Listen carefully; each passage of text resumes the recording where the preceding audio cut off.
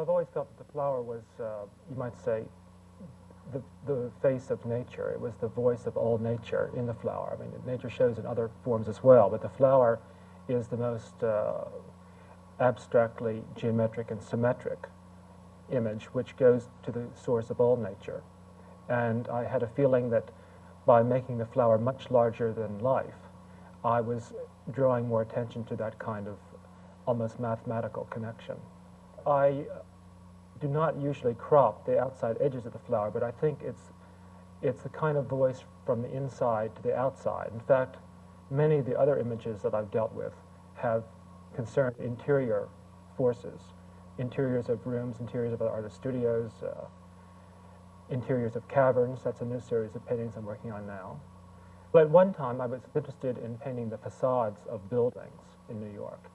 And I began to think later that that was really too impersonal, that the interior was the more personal voice. Well, what is the constant between all of these things? What is it that holds all of this together for you?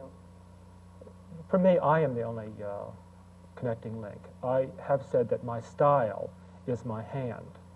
Now, in art history, style can be referred to as impressionism or expressionism or abstract impressionism or something like that. But to me, real style is a thing that separates my hand from anyone else's hand.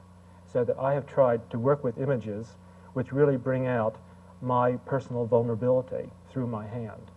The flower is the only image that I have dealt with that once it began has been something that I've dealt with every single year since, and it began in 1964. How do you see the flower 10 years from now in terms of your style?